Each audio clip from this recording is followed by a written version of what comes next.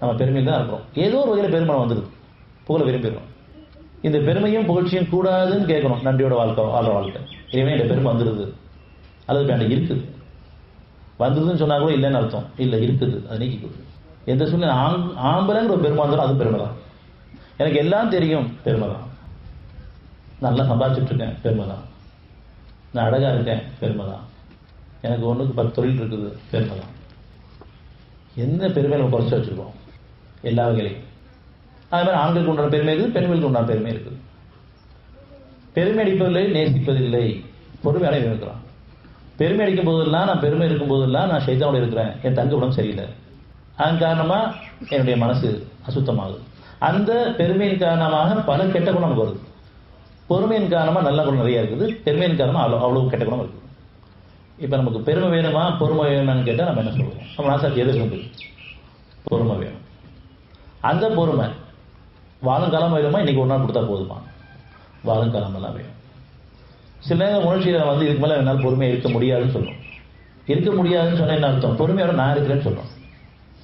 நீங்க பொறுமையோடு இருக்கும் காலம் எல்லாம் உங்களோட நான் இருக்கேன், நான் சும்மா இல்லை, உங்களுக்கு சுகமா வாழ வச்சுட்டு இருக்கேன்.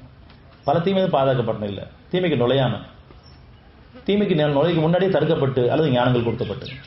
சில நேரங்களில் நம்ம அவசரத்தில் ஒரு முயற்சி எடுத்து போவோம், 2 ஸ்டெப் எடுத்து தடுக்கப்பட்டுருவோம், அப்புறம் உணர்வதும் இருக்குது.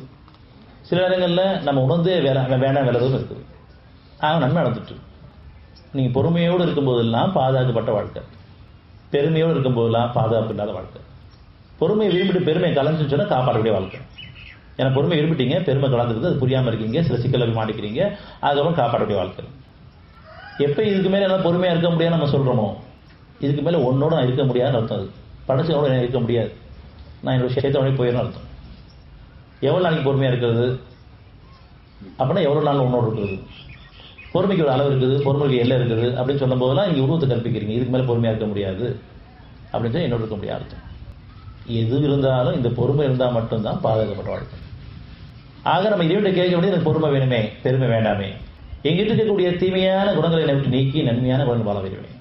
நம்ம ஒவ்வொருத்தரும் நமக்கு மட்டுமா இல்லை, என்னுடைய பெற்றோர்களுக்கும், என்னுடைய பிள்ளைகளுக்கும், என்னுடைய மனைவிக்கும், என்னுடைய சகோதர சகோதரிகளுக்கும், இது நம்ம செய்யக்கூடிய மறைவான தர்மம்.